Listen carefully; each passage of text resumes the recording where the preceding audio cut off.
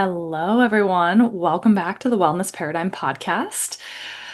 Oh, today's episode is going to be a little different one because it is deeply personal. It is one I've sat on for a while, all about kind of the good, the bad, the in between of this like postpartum journey that I'm on.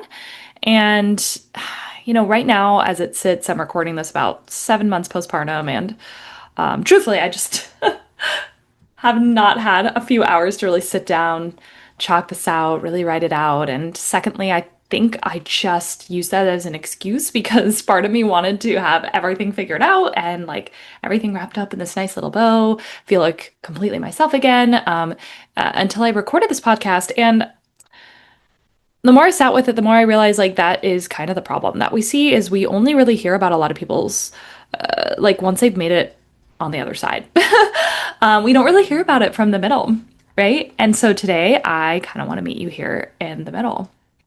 And if you're new here, I'm a functional nutritionist, I'm a bioresonance practitioner, and I spend my days helping women uncover, root causes to their gut issues or hormone issues, fatigue, metabolic issues, autoimmune issues, weight loss resistance, you name it. And obviously I've studied all of these things, and it doesn't really matter how much you study until you are living in the postpartum era. There's really nothing quite like it, and you can't really explain it. You really can't. And there's just so many variables with the postpartum experience as well that are completely out of your control, that no matter how much you prep and plan for, there's also so much that can, shift and change you. And, I think postpartum humbles you. And it definitely, with every child, there's a different upgrade. And this is now my second child. This is definitely a different experience with my second versus first. And I just think that there's always new learning opportunities, and new ways for identity shifts that sometimes rock you a little bit. So um, I think that's what I'm going to talk about today. I feel like there's probably some things I'm going to miss. There's a lot that's happened in the last few months, but I will do my best. Um, but yeah, this postpartum, it's not really just about recovering from birth, right? It's like literally rebuilding this like new body, new brain, new identity. And so I kind of wanted to break this up into a few sections because I wanted to give you like a quick backstory on like my prenatal and birth story. I'm not going to spend a lot of time there, but a bit of science. I think this is actually really important because if you're listening to this, maybe you're just curious. Maybe you're a little nosy into like what I've been up to and how I've been feeling. But most people are also probably maybe have had a postpartum experience or maybe pregnant, maybe want to get pregnant and are curious what they can do to help their bodies and also understand their bodies because I feel like so much is about like understanding and education only will take you so far. Because again, it's just so different in a lived experience, but it also does help you meet yourself with a little more grace when you know what's happening. Because it can feel so jarring when your body just doesn't feel the same and then no amount of control or can fix it, right? And a lot of people listening to this are very, high achieving women, maybe like a little control, maybe like some perfectionism tendencies like myself. And it definitely will challenge you. Um, so I wanted to dive a little bit on the science and then kind of what I've experienced and then just like all the things I'm currently doing, which is a lot. And I'll tell you, like, I am one of those people that just like I want to throw as much as I can at things to make myself feel the best because I know what it's like to not feel good and I don't want to be there. And it's not only like, if you're new to my story, just like I was riddled with autoimmune disease and I could like not even get out of bed on my own and needed a cane to walk. Like I don't. It's not only just like the trauma of never going there, but now I have two kids, and obviously a husband, and like they need me, and I refuse to feel like crap. And so there's going to be certain things that, I tried just to get my body kind of to feel a little bit more online that are maybe a little bit less traditional. And again, just coming at you, still being in the thick of it, still being very much in this new postpartum era. I hate when people say postpartum is only like 6 weeks, right? I'll talk about that in a second. So, a quick little backstory. Right before I got pregnant, I made a huge shift in my business. I experienced severe burnout that I have not talked about publicly with my first pregnancy and or my first postpartum experience. I was running a company, still am running a company, but I had multiple team members, and it was so much. I had a colicky kid. I was running on 4 hours of sleep, and it just became so much with the way that I was running my business. Was not the way I wanted to run it in the future, but I was kind of stuck in this limbo of I didn't really know what to do about it. And in that period, I was going through multiple firing of people that no longer aligned with the vision of my company, but also taking on a lot of that work myself because I wasn't sure who I wanted to hire next. And then in the midst of it, I had lost my nanny, and I was taking on, all of this while caring for a kid that literally did not sleep and would not go found for naps and needed to be held at all times. And it got to be pretty exhausting. So I made some shifts to not only feel like my business was more in alignment, but I knew something was really missing in my company. And that's where I got into bioenergetics, which, I'm not going to get into that whole backstory, but that was a really huge shift for my business. And, good wise, because so many people were interested. I love the results I was getting. But it was a huge shift energetically for me because I came from a background of very type A labs. That was kind of how I did everything. And this really challenged the way that I looked at healing and kind of challenged how I also showed up online. And so I was going through this big transition and identity shift in my business.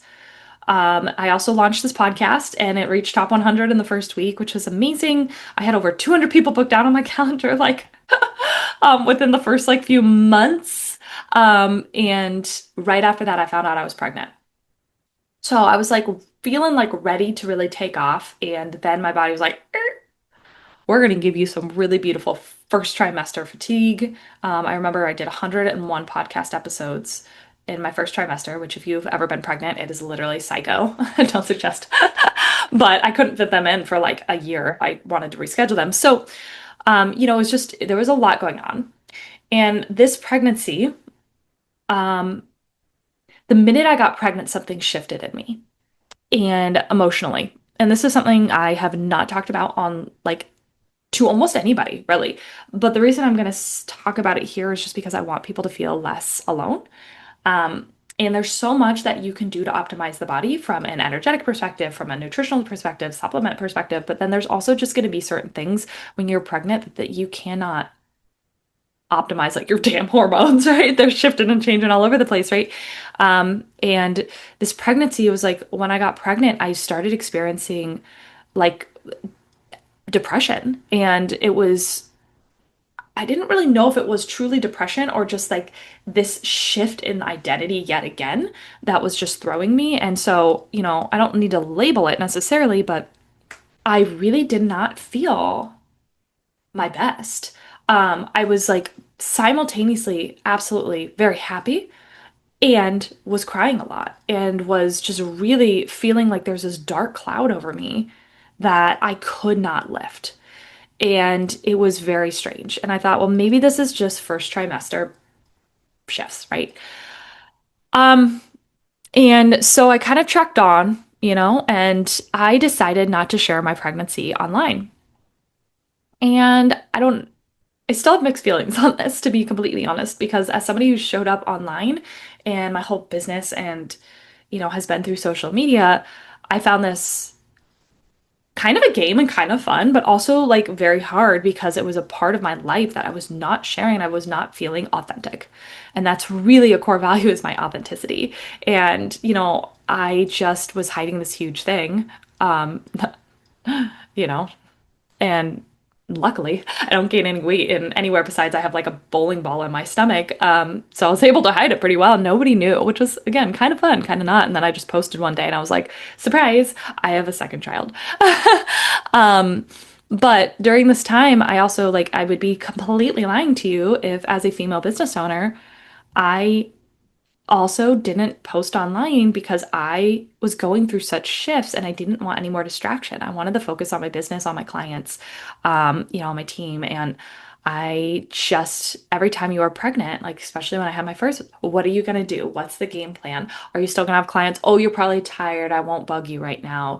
And it was just, there was so much of that with my first that I think it just kind of tainted me with my second, which, I get it. I think people are well intentioned, but then it made me feel like, I less than as a business owner, being pregnant. And I know that everybody has very different experiences with this, and some people have the opposite, but it was just, I decided to keep this private. And I during this time, like during my pregnancy, I did somatic work. I decided to try a therapist again. And I will tell you, I don't like talk therapy. I've tried it multiple times. And I'm just telling this transparently because I do have clients that I encourage to go to talk therapy. But if they don't like a practitioner, like try multiple ones. Because I had a really great one at the beginning. And then she ended up leaving her practice. And then I found a few others and I just didn't align with them and I ended up stopping.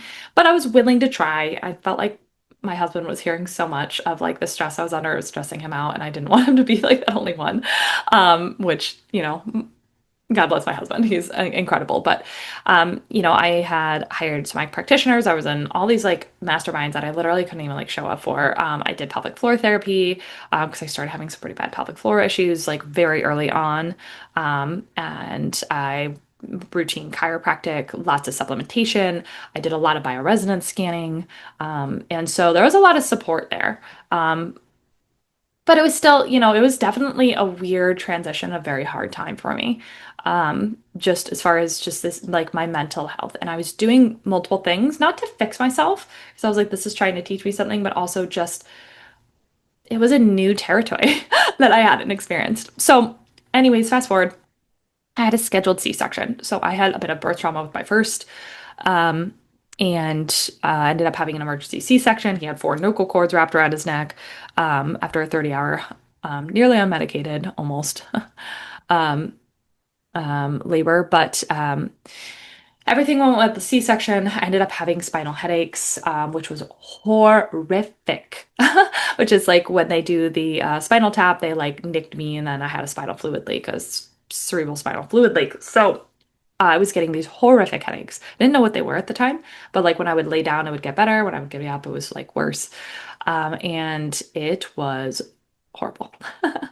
I also had just like a ton of pain with the C-section, and chalk that up to just obviously post C-section pain, but it just definitely felt different the second time around, which I got cut open once. This is the second time around. There's gonna be some scar tissue and stuff, but it definitely. I also have this, for people that know this autoimmune arthritis, and I wasn't surprised. It wasn't that it flared postpartum. It's just you're in these like really dinky, like crappy beds that have like no support, and I'm used to buy like Tempur-Pedic, like zero gravity bed. And I could not wait to get back because oh my God, it was so much better when I got home. But it was I was pumped of like a lot of fluids because I thought the headaches were dehydration. And then I think my iron was dropping. They gave me an iron infusion. It didn't really like hold super well, but we were just kind of like, okay, we'll watch it. And then I ended up just like going home. And then the next day I ended up getting admitted to the ER because it was like horrific.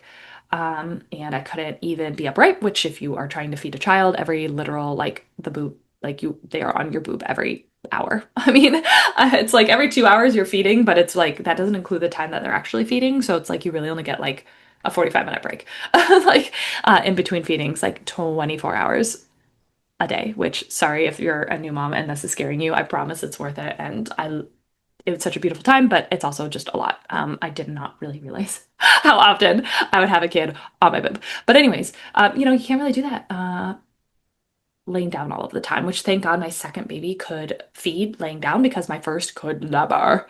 Anyways,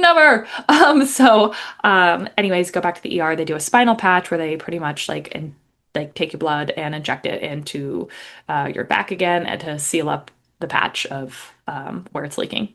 And it worked mostly, but not all the way. They weren't really sure what was going on. They ended up taking my blood, and turns out my hemoglobin was like 7 or something. And then they had to give me a blood transfusion. So, yeah, that was fun. Being in the ER during a snowstorm, because I gave birth in December with a like 5-day-old baby, getting a blood transfusion and all of this stuff done. So not my fave, not my fave. But I do think that it was a little artificially diluted because of all of the fluids they were giving me, thinking the headaches or dehydration, which if you know anything about me, I am literally like I am up on my water, my electrolytes, and then luckily I had family in town, and I had made some bone broth, and so because I knew I wanted that freshly postpartum for just nutrients, minerals, hydration, and so they brought me some soup, so I was having that in the ER. So regardless, it was definitely an interesting time. I'm very grateful I had help. I know if you're listening to this, like I had I had family in town 2 weeks beforehand, so they helped prepare some meals for me. They helped watch my toddler. Like they helped just like the transition. Then my husband was home for 6 weeks for work, so that was very, very helpful. And then my mom came back into town to help me for a little bit of extra time while I was still recovering from my C-section. Because I definitely did have a much harder time with this recovery, which sucked. With my first, beautiful, perfect, no issues. I did, honest to God, I did nothing. I did nothing. I was so overwhelmed with my first two. I just like, I didn't even put any red light on it. I was just like, this is fine. It felt fine, honestly. And the second one has not been the case. So, and then I also hired a nanny part-time, 2 months postpartum, to help me out. So that again, just being like transparent that this is definitely like I had some assistance um to help.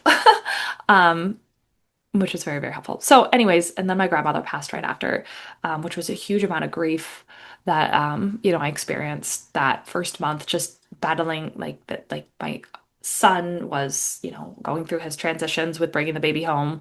Obviously a newborn is just a lot with crying and feeding. And honestly, she was way easier than my first as far as like sleeping goes. So it kind of felt so much easier. But then there's this grief associated with like losing a huge person to me. My daughter was named after her. I swear she stayed alive because she wanted to meet her. She was 100, and I told her at her 100th birthday that we were going to name my daughter after her. Her middle name is after her. And I swear it's like I got to FaceTime her and show her, and she then like 2 days later she was in the ER, and a month later she passed. So there's this grief. There's this grief with like having this other transition in life, and then also just throwing like figuring out like what you want to do with life and with business. And it's so different with a baby and a toddler because it's not like I can sit and chill all the time, right? If I don't look at my child for 2 seconds, he's like throwing himself off of the couch. Like, and God knows what. So great freaking kid, my goodness. But yeah, it's a transition for everybody. So there was um there was a lot going on, and then I definitely had some postpartum anxiety and maybe again like depression, but not, I don't think it was postpartum depression, but I don't really know. Again, it's a label, so I don't really care. The anxiety felt a little better than my first. My first, I had a lot of anxiety. Like I was up all of the time, so sleep deprived with him, but I was also like up looking and making sure he's breathing like every 30 minutes. And just like severe anxiety with certain aspects with her. I definitely had I bought like a Nana, which if you're familiar with Nana and the breathing fan, that has helped me tremendously. I do have an EMF blocker on it. But it just like there was a point where I didn't even want my husband to hold her because I was so scared he was going to drop her. And it was like this irrational fear, like that I had so much anxiety, even like handing her to him, which my daughter is very mommy right now. Like I know that is a beautiful thing, but my God, like anytime I walk away, this girl cries. So, uh, my husband was wanting to help so much, but there's definitely some like underlying just fears. I mean, if you are a mom, you also know like every time you go past a doorway, you're like, oh, don't hit the baby's head. Like, oh, I'm gonna drop the baby down the stairs. Like these intrusive thoughts, right? And those intrusive thoughts get really exhausting. And I don't think that women talk about it enough. Mine weren't debilitating by any means, but they were there. They were, I don't say annoying, but they were a little annoying. Because consciously I know that they are not rational, but they kind of run the show sometimes. And there's nothing you can really do to outthink your way, especially in those early postpartum days as your hormones are kind of situating. So, that was kind of this very early initial stage for me. And I do want to just briefly talk about just like science behind like hormones and what's happening because again, I think people think postpartum is like 6 weeks, and it is, oh my God, it's not. Like, you are literally go to appointments like every damn week, and then you go to one 6 week appointment where they're like, everything looks good. Are you bleeding? No, cool. Go back to activity. Go back to life. And then they like, maybe hand you a postpartum questionnaire about PPD, but I guarantee half of you guys lied on it because you didn't want to feel crazy or that you wanted to be on medication or that something was wrong. So maybe you fabricated a little bit or, didn't disclose everything and or just chalked it up as being normal. Which again, mine was pretty normal. Like it did feel very manageable, but still kind of there. Um, and I just think people don't realize what your body goes through, right? Like, it's not just your body, it's your brain, your hormones, your literal nervous system. Like, they just get started at that 6 week scan, you know? And, you grow a baby for almost these 10 months. You literally grow a new organ, guys. Like, the placenta is a new organ. Can you believe your body literally creates a new organ? It's fascinating. But, like, your blood volume, it increases by like 50%. Your heart works harder. Your immune system literally shifts so it doesn't like reject your child. Like your metabolism changes, right? Your connective tissue like softens so you can like widen your hips and birth a baby. Your pelvic floor is changing and it's doing its thing, whether it's stretching or tightening, who knows. But definitely suggest not only postpartum pelvic floor care, but prenatal, especially if you want to give birth, vaginally. So, but like your brain also literally rewires itself. And then like a few minutes after you give birth, your entire system changes again. Your placenta comes out, and then your body now has this womb the size of a huge dinner plate. I guarantee if you actually understand that, this is why so many people and they're like, oh, I want to go lose weight. I want to just get back to myself. Like, girlfriend, you got this giant ass like wound inside your uterus. Chill out. We gotta let that heal. And regardless if you had a C-section, you had 7 layers of your body cut open, right? But then you have this estrogen and progesterone hormones that have been climbing for months. That's why your skin looks glowy, but you could also be having some like weird mental health shifts. But then it like drops off a damn cliff after you give birth because all your hormones are dropping and you experience this dramatic hormone shift in 1 week. Um, and it's just like, wow. Wow.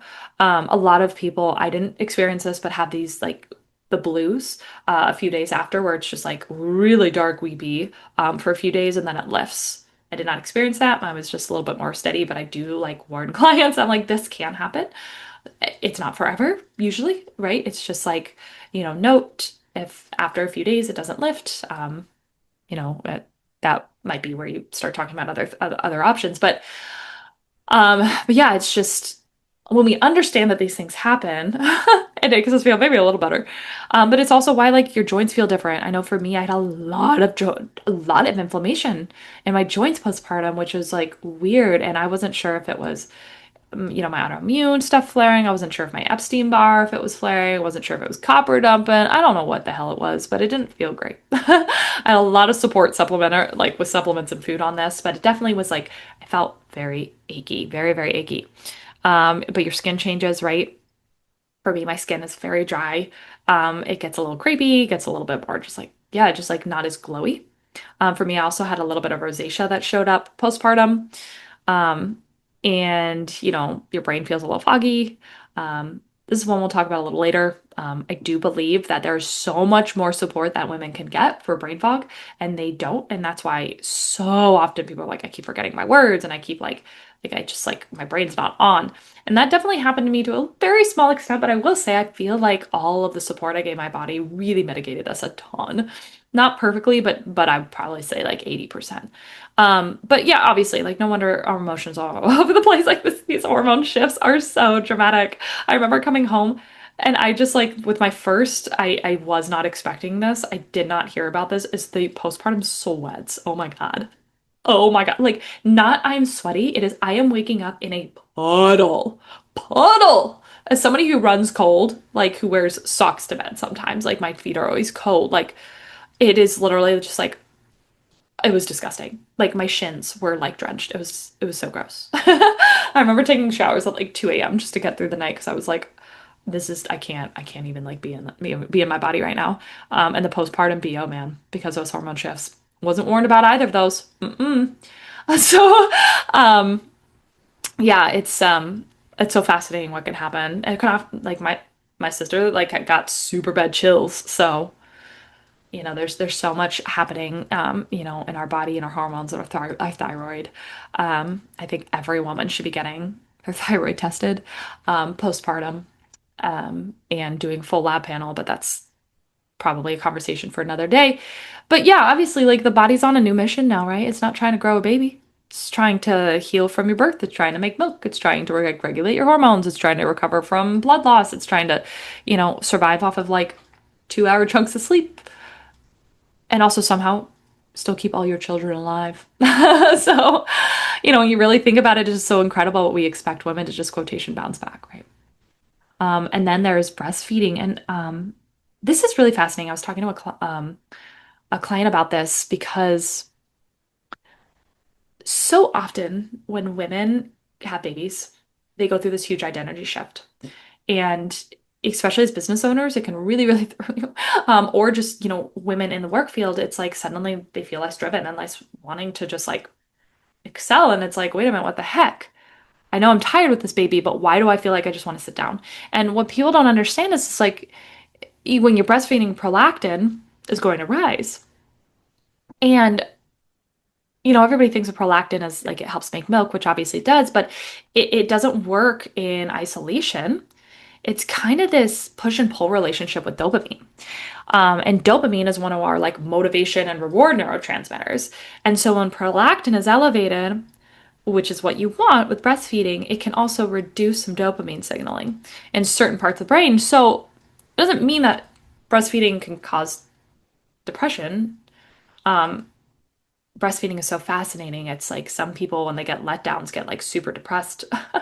But that didn't happen to me. And I will say, I'm not talking a lot about my breastfeeding journey because I had a really beautiful breastfeeding journey with both children. I am very, very grateful. I chalk it up to one, sometimes it's just luck. Sometimes it is. I very heavily supported my body with minerals, supplements. I ate enough and I ate a lot to really support that. And I really also tried to work as much as I could on my nervous system and stress to just to help make sure that that milk was, had its best chance of coming in. um, but um, I know not everybody's story is very, very different with breastfeeding. Um, but it can explain why motivation drops. And it's one reason people and women feel less like driven. They're less interested in working. They're less interested in like chasing their goals. And it's like from this evolutionary standpoint, it probably makes sense to like prioritize caring for your child, right?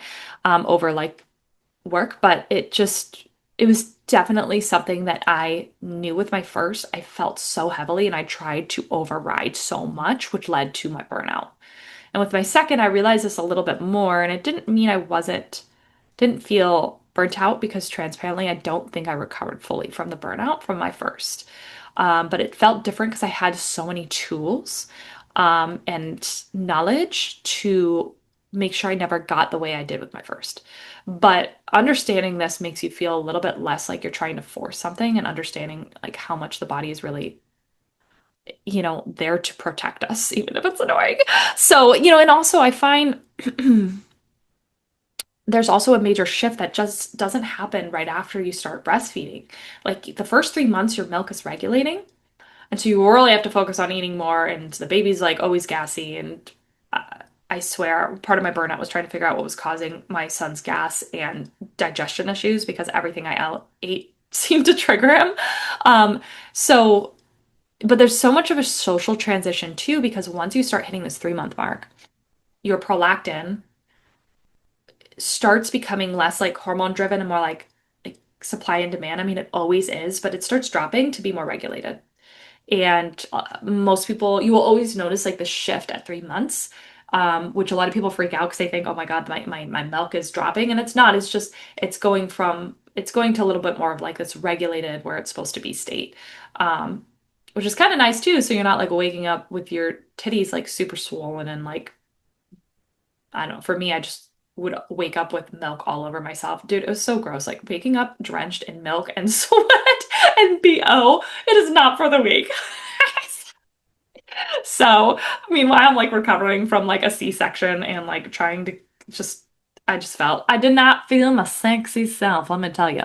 But at this 3 month mark, it's also like this huge emotional shift that happens. Some people go back to work, right? That's obviously huge. If you stop breastfeeding altogether, oh my God, I remember with my first, I was hit like for like about 5 days. I had severe like depression for 5 days and then it was fine. But like with like when I stopped breastfeeding, it was just like, whoa, holy cow. So you're gonna experience, hormonal dips if you stop breastfeeding and go back to work, right? But then like meals stop showing up, people stop checking in as often, right? Maybe your partner's back at work fully. Um, it's everyone kind of just assumes like, okay, she's good. And that's not the case, man. I mean, I will say like 4 months for me with my first was absolutely my hardest time. Now, again, I was so sleep deprived, running on adrenaline for so long. I feel like it was just finally catching up to me at 4 months. And it's funny, my husband kind of went through the same thing around that 4 month mark. But it was, yeah, I almost felt worse at that time because I stopped just running on pure adrenaline, I think, and my body was just starting to feel the effects of everything I'd been through for the last few months. And for the worst for me was not sleeping. I really did not sleep, starting at third trimester. And then you didn't sleep the night till 14 months. So, anyways, the second, my girlie is definitely a better sleeper. I'm so grateful for that. But you also go through this 4 month sleep regression, right? So it's like you feel like you're just kind of catching up, and then like this 4 month sleep regression hits, and that's like throws you for a loop a little bit, and then hopefully it settles out. Um, but yeah, it's really fascinating what happens with just milk and hormones and also like the brain. Because I think, mom brain quotation is really, I don't know, we joke about it, but there's like some evolutionary things that actually happen with the brain that are really interesting. Um, because your brain becomes almost like more specialized. And research has shown that certain areas of the brain actually become like more efficient to become super in tune with your baby. So this would be like super in tune to facial expressions and cries and breathing and safety. Your literal nervous system is in a heightened state. And as somebody like I did so much work in my prenatal era to work on my nervous system. And not like just talk therapy. I did somatic work, I did meditation, I've done multiple other things I probably won't, don't talk about on different podcasts, but there's so much to help. And also, there's only so much you can do when you're trying to like keep two children alive and recover and you're not sleeping. But it's fascinating when your brain becomes so attuned to this, where like I don't know if anybody had phantom crying. Like I for sure had phantom cries. Where like I would hear cries like when they weren't happening. And my husband experienced it too. I had it really bad with my first, not so much with my second, which again I think is because I was in a much more regulated state with my second. And but what's always funny that always gets me is like when other babies are crying, you're like your milk starts to like leak. So I was told new moms like bring pads. I just talked to a friend about this. I was like, you're gonna want those disposable pads, or not the disposable. I like the cloth ones that you can reusable. And but you could be leaking anywhere, and it's not even your child. But your brain almost like deletes this unnecessary background tab so it can just have more power to keep your human alive, which is again like thank you body. And the downside is like everything can feel a little harder, right? Like remembering appointments or like decisions or I don't know, running a business, cooking dinner. It's like your body's just been running in survival and it's going to prioritize things like your child, right? And so it's a lot of push and pull that's happening here when you want to prioritize things like, work, but also your kids, right? Um, and then this like your prefrontal cortex, which is responsible for the planning and decision making and like regulation and motivation, and it's not always working at full capacity with sleep deprivation. So there's a lot of things going on in the brain too. And then for most women, they're so minerally depleted that they literally don't even have the spark plugs to have their brain function. And they're not eating enough because they're skipping meals, and they because life is busy. Maybe they just don't know what to eat. A lot of times people are so focused on weight loss postpartum too, and it's just they're worried about being so ravenous with breastfeeding and just not fueling their body enough. So all those things are also going to contribute to the brain literally not getting enough nutrition.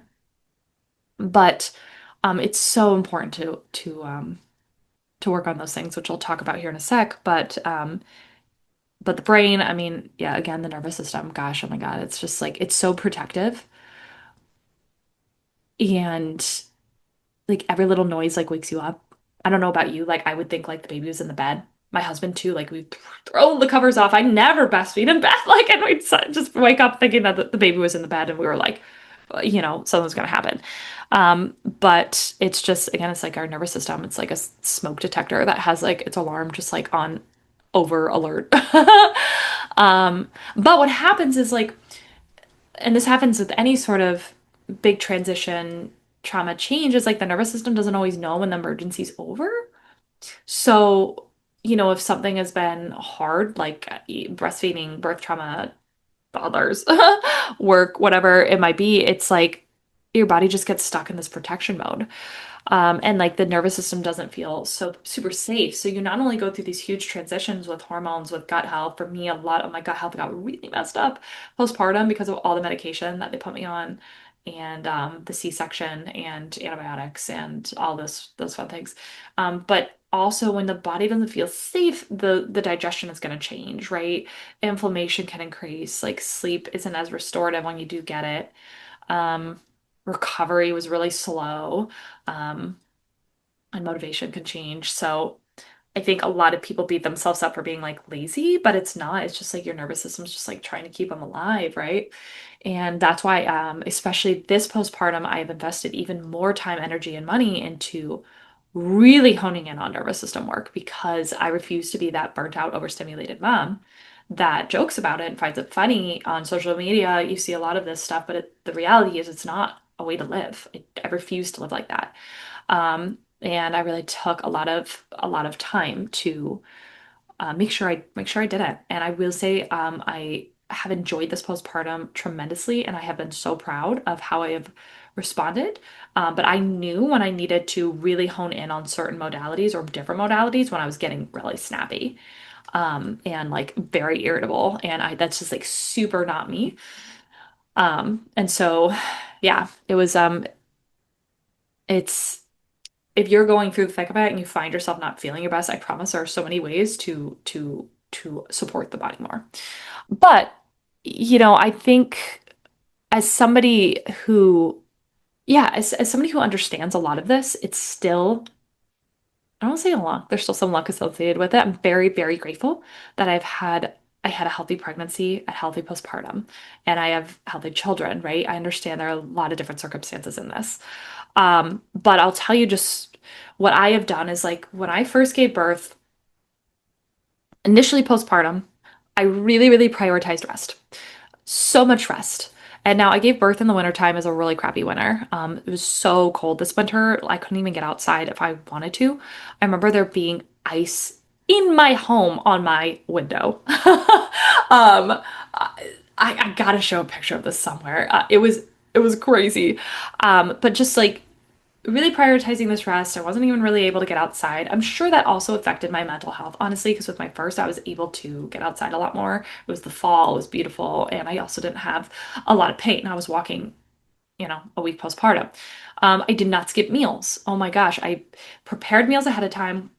Again, my mom helped with this a lot as I was chasing after my toddler and, making sure my business like had what it needed to for me to leave for a few weeks. And when I say leave, it's like I never really fully left, but I did take a little bit more time away than with my first. And that definitely helped me mentally. But prepared meals, my husband helps a ton with cooking. So we just stayed on top of meals. We do not make it fancy. We make it super easy. Meat, protein, veggie, carb. Lots of healthy fats, lots of good proteins, lots of iron-rich food, mineral-rich food. I had a lot of grab-and-go foods in the freezer, and I just really prioritize these like warm, healing, mineral-rich foods. I had soup literally in the hospital. I made that ahead of time with bone broth and just was sipping that constantly. I do love my smoothie in the morning. I have like this souped up smoothie where I just put so much stuff in it just to get it down the hatch and out of the way. Not probably the best for the digestion. I like try to prioritize like the warm stuff, but as somebody who is gluten, dairy, egg, and soy free, there's not a lot of options in the morning for me to eat, and I don't really want to be having like chicken and sweet potato in the morning, although sometimes I do. Um, but yeah, definitely just like it's like pregnancy and breastfeeding is so metabolically expensive. Like you have to support your body. You have to. Like your baby is literally taking your nutrients to build their bones and a brain and a nervous system and every single organ, like while you're pregnant. And then when you're breastfeeding, it is like shuttling all of that to the baby too. So, um, it's super important, like protein, iron, choline, omegas, magnesium, zinc, iodine, selenium, calcium, potassium. Like I supplemented so heavy on like physical supplementation and also my food. And I will say I did a lot of bioresonance scanning in my pregnancy and postpartum. So I was constantly every 4 weeks fine-tuning my protocol. Not everybody I understand does that. But it was definitely really helpful to have that support along the way as well. Um, and I did diaphragmatic breathing at the beginning. I did red light over my C-section. I did scar massage when I was able to and cleared. Um, I started doing cupping a few weeks later. I will say I'm like not super consistent on that, and I probably should be. I definitely could feel myself wanting to get better quicker. And the minute I would try to push myself into doing even some like very basic ab work, it was an absolute no. I had so much pain on the right side where they tied it and like bunched it, literally like bunched. And only on that right side. And I was just it just felt so painful. And I really didn't start working out till like 3, 4 months. So I'm still just now getting into working out, doing like 3 times a week. Honestly, 20, 30 minutes. Oftentimes that's all the time I have, although I've been trying to prioritize a little bit more, but very low steady. I do not want to push it too much. I feel like I'm slowly starting to feel better and, just able to do more and recover a little bit better. But I'm not rushing this process at all. I do have goals that I want to achieve as far as body composition, and at the same time, my priority is still um, like it, other things. So I'm just kind of cruising. I'm doing good, but I definitely could be working harder and a little longer at the gym, but I also just don't really it's been very difficult with motivation. Very difficult. I have not been motivated to work out for years. As somebody who is an ex-bodybuilder and literally was a manager at a gym for personal training, like that was a shift, okay? So I definitely am not motivated the same way I used to be, but I also override that because I have goals. So I honor where my body's at sometimes, but I also sometimes I just got to get myself moving and tell my body it's safe and okay to move, and I do feel better afterwards. If I start not feeling better afterwards, then that's a sign for me to slow down. But that did happen with my first. It did not happen with my second. So, um, walking, I prioritize walking. I'm outside for 30 minutes a day walking my dog, especially when the weather's nice. I try to get out first thing in the morning between 9 and 11. I prioritize eating enough. Um, I prioritize my supplements, which everybody probably wants to know what I'm taking. Which you know what, I'll probably like link below. Maybe I'll link below all of my supplements, like my full script of my Des Bio, so you guys can see like what I take. Again, this is not nothing I say is medical advice, but if you're curious, some very basic support that works for almost everybody is going to be like electrolytes, trace minerals. Body Bio PC is my favorite. Body Bio Balance Oil or Resolven.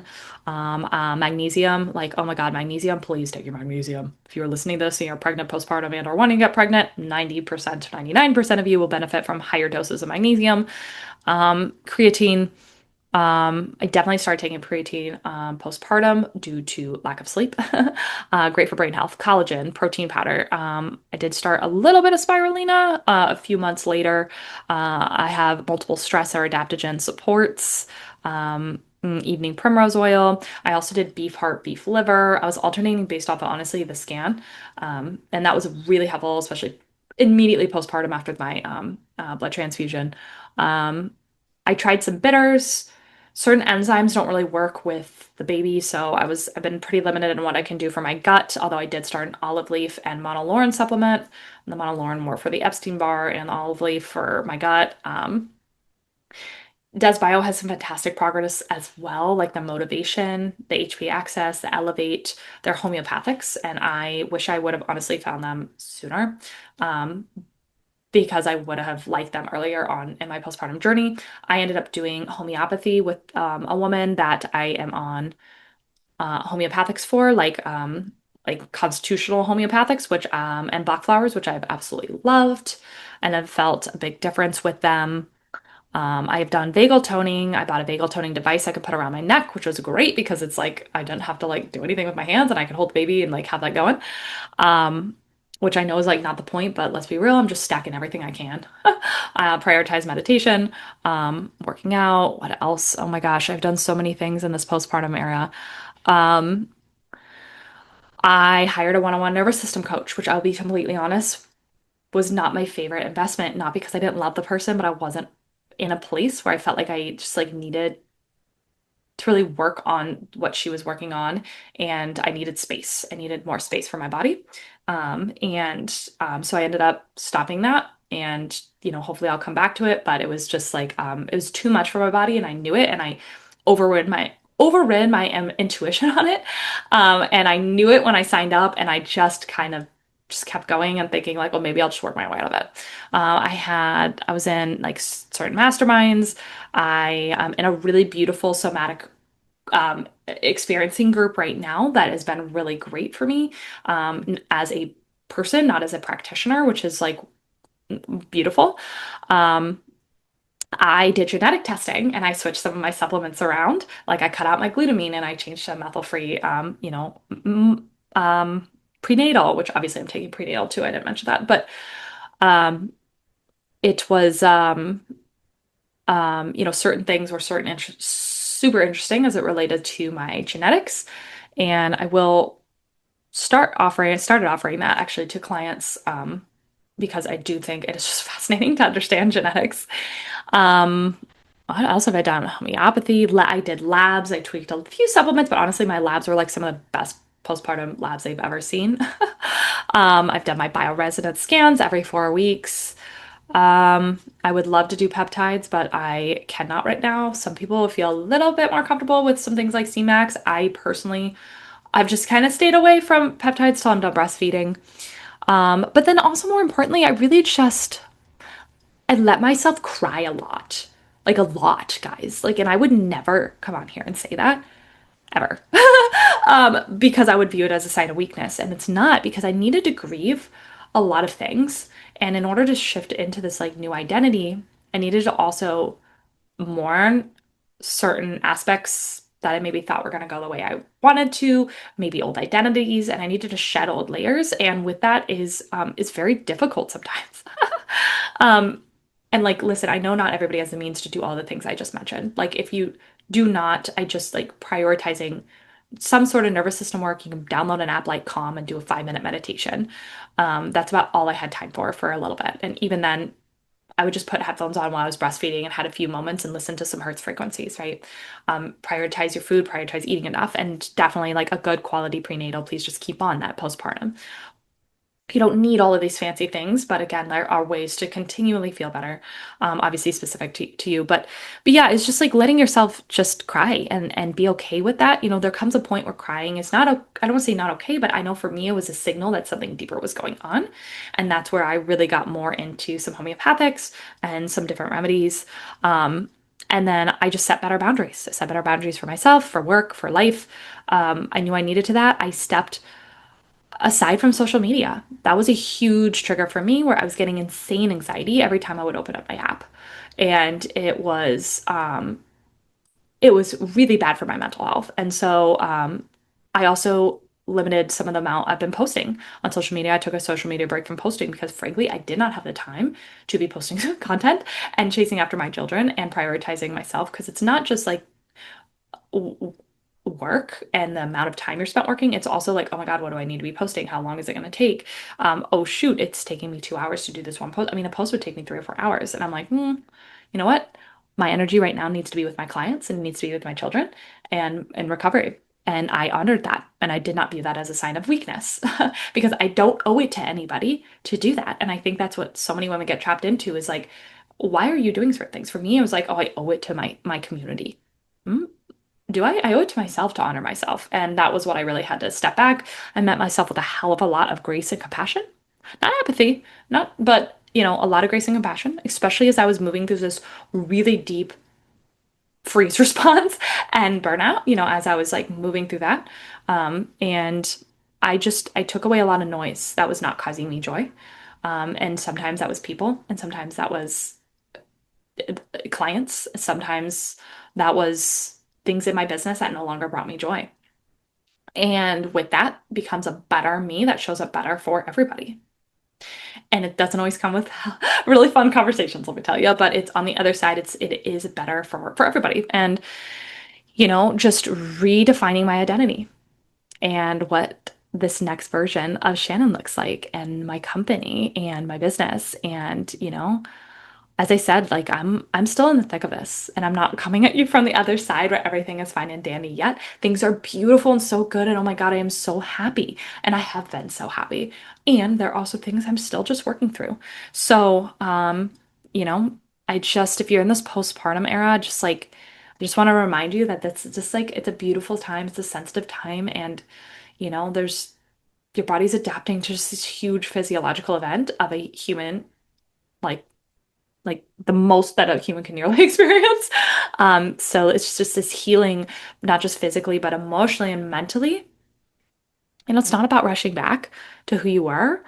It's like figuring out who you're becoming.